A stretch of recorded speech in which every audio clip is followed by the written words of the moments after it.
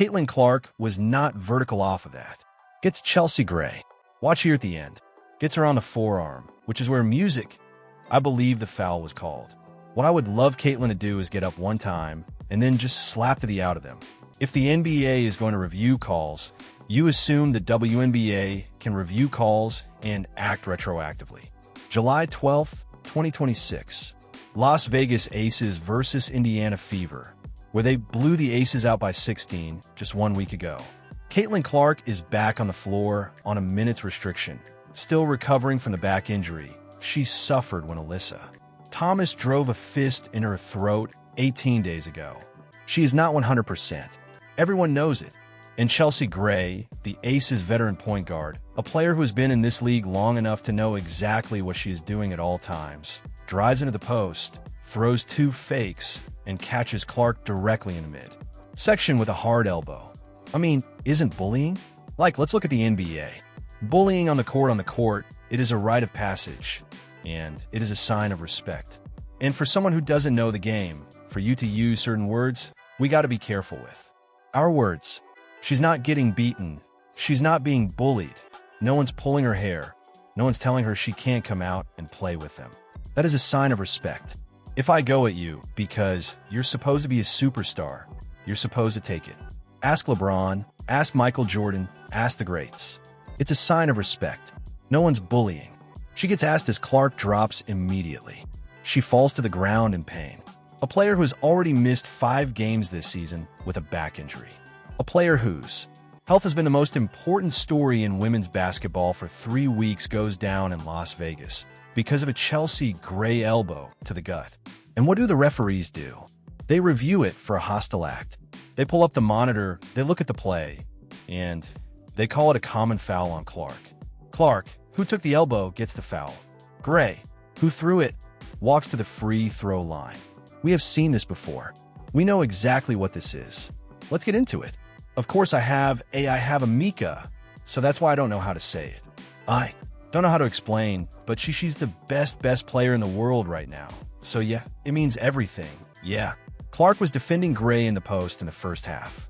Gray attempted to hit Clark with a couple of fakes and caught Clark in the midsection with an elbow before pivoting the other way into her shot. Gray used the fakes to create contact. The elbow was the contact, and Clark, who was on a minutes restriction recovering from a back injury caused by a previous dangerous play, fell to the ground immediately. Clark soon popped up to her feet to confront the officials over the play. While the referees did decide to initiate a review for a hostile act, they ultimately just upheld the original call on the floor, giving Clark a common foul. A common foul on Clark after she took an elbow to the midsection. If it walks like a duck and it quacks like a duck, it ain't a damn mongoose. I've said that many times over the years. There is a flagrant level of resentment that exists when it comes to Caitlin Clark, and it has existed since she has arrived in the league. She is the cash cow. While defending in the post, the same WNBA officiating crew that has spent 3 weeks under the microscope after the Thomas incident reviewed this play on the monitor with full video evidence and called a common foul on the player who got hit. Reggie Miller has been watching this all season from his seat on NBC's Basketball Night in America from his platform as the most respected voice in Indiana basketball history, from his genuine relationship with Clark built through their shared time on the broadcast. Miller has watched every cheap shot, every no call, every review that led to nothing. End of the day, it's basketball. Basketball's meant to be physical. Like I said, I didn't even know that play happened. If you watch the clip back, no one in the stands, their bench knew that it happened. When Thomas drove a fist into Clark's throat on June 24th, Miller called it dangerous. He called it deliberate. He called it exactly what it was. And now, less than 3 weeks later, Chelsea Gray is catching Clark with an elbow to the midsection while she is already on a minutes restriction from the back injury that Thomas caused. Yeah, now we're being painted as thugs, and there's death threats out on us. So, it's really unacceptable. It is something that needs to change in this league, and I'm just really sick and tired of it. Miller understands better than almost anyone what is happening here. He played in the most brutal era of NBA basketball. He absorbed elbows, shoves, and cheap shots from defenders who could not guard him with clean basketball. He knows the difference between physical play and deliberate targeting. And that's what it is. It doesn't matter. If it's back-to-back, it doesn't matter if we have a week off. We just didn't show up as ourselves, and when we want to be who we are, the standard in my eyes. But when you have to show up and be excellent every single night, it gets hard. It takes a lot of hard work. It takes a lot of attention to detail. And we just didn't do that today. And we just didn't, and it comes on both sides of the basketball, and it's going to take all of us, and I take full responsibility of it because I got to get my team going really, really early on the defensive end, and I feel like I was not doing that. So yeah, I'm not going to. Blame it on, our scheduling or whatever at this time, because I know what my team is capable of doing. We just didn't do it tonight. So hopefully we'll get some rest and try it all over again. It's a beautiful thing about this schedule that we do have, is we have an opportunity to compete again, and hopefully have a better showing. The Fever closed the game on a 38-11 run, scoring 15 straight points going from the end of the third quarter into the start of the fourth quarter, and Sophie Cunningham had 15 points within that run. What do you ladies assess that the breakdowns in the snowball occurred? I think it was just the kind of our lack of communication on the defensive end. We kind of had some gaps where we probably thought one thing, two people thought one thing, and other three probably thought another. And obviously you can't have that. And when you lack communication, you kind of lose sight of the shooters. You lose sight of what's going on in front of you. So obviously when we go back and we look at the run that they made, I think the biggest thing is just communicating on defense. And once again, that's what I was saying, is paying attention, and the attention to little details and can really make or break you in these situations. So I wish we could take it back, but we can't. So we're just going to continue to push through. Like we know we'll be better next time. Is not physical basketball. That is a pattern, and Reggie Miller sees patterns. Here is what the Aces and everyone who wants Clark to fail cannot stand about July 12th, 2026. Clark took a Chelsea Gray elbow to the midsection. She fell to the ground. She got up. She confronted the officials. She played through it on a minute's restriction, and the Indiana Fever beat the Las Vegas Aces 109-75. Ooh. I think tonight, I was not happy. I was probably happy. Out of 23 shots I took, I was probably happy with 2 of them. But I think it's honestly just the spacing of it. I think they made us play one-on-one basketball, and we're not one-on-one players. Like, yes, we're capable of getting that job done, but that's never been our system. That's never been who we are. And sometimes, it just kind of puts you in a pickle, sometimes because you feel like obviously with matchup in front of you, you could take it on. I feel like each and every last one of us would be like, okay, cool. But that's just not our system. That's not what we do. So I don't necessarily, I guess I'll say that. Their defense is making us play one-on-one, but at the same time, I feel like that's a lot on us.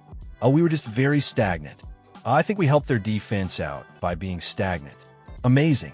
So I think next time when we go back and we look at it, and particularly for myself, we got to get down to the third level. Boston, bro. And then once we kind of break that down, I think we're going to always bet on my team when it comes to that. So I think that was really kind of what went on. Clark had 12 points, 7 rebounds, and 6 assists. Kelsey Mitchell scored 27 points and became the 5th player in WNBA history to score at least 25 points in 6 consecutive games. Aaliyah Boston added 19 points and 11 rebounds. Sophie Cunningham scored 20 points and tied her season high with 6 three-pointers. Aya Wilson finished with 20 points and 12 rebounds. And Chelsea Gray, the same. Chelsea Gray, who just elbowed Clark in the gut, added 15 points for the losing team.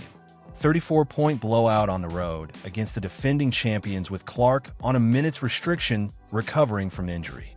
The referees, the officials, completely missed the call because this happened to Caitlin Clark, and music. We're in this mode where every time Caitlin Clark is fouled, anytime anybody breathes on her, it brings out the hottest, the most scorching of takes. So, in Boomer Esiason's mind, is that Caitlin Clark is straight and white, and therefore deserves a little bit more respect.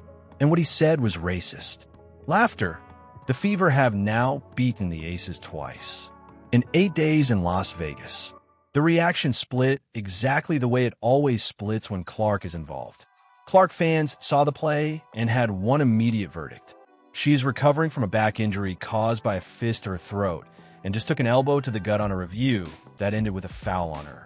How many times does this happen before the WNBA does something different? One fan posted, said, "I do think that there's a thing called pretty privilege. There's a thing called white privilege. There's a thing called tall privilege, and we have to acknowledge that." And so, the part of it is about race, because if you think about the Brittany Griners of the world, why did she have to go to play in Russia? Pay her. Yeah, because they wouldn't pay her. Yeah, because they wouldn't pay her. That's the question. And we have grown as men and women out here doing whatever they can to try to make sure that does not happen. That is the weirdest thing music in the world, but it is what it is, and I'm glad that Caitlin has a great head on her shoulder. Gray threw 2 fakes to create the elbow contact, caught Clark in the midsection. Clark fell to the ground, and the call was on Clark. "I genuinely cannot explain this league's officiating," another wrote. "In this particular situation, I thought that the last official should have been able to catch that. I was actually watching this game, and I was like, oh wow. Music, that was a bit much." So, in that moment, I thought that the official missed the call. I'm not surprised that the league went back and fined Alyssa Thomas. On the other side, Aces fans and anti-Clark voices immediately went with the flop narrative. More Floppiana from the Flop Queen, one account posted, "This is bad for the game. The point guard knew she flopped. Clark's still cussing at the refs. She should be fined for every flop. That takes spread. It always does. Because it is easier to call Clark dramatic than to acknowledge that a player who has already missed 5 games this season with a back injury might go down when an elbow connects with her midsection. Where I believe there's been a failure on the part of some people to appreciate the mantra of a rising tide lifts all boats. Ride this cash cow till the wheels come off. They did it in the NBA with Magic Johnson. They did it ultimately with Michael Jordan. That's how you do this.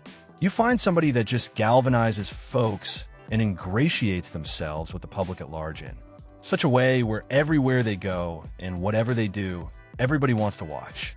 Despite dividing opinions, the Fever and Clark won't be bothered by it, as they concluded their 4-game away stretch with an impressive 109-75 win, ending their road trip with 3 wins and a single loss.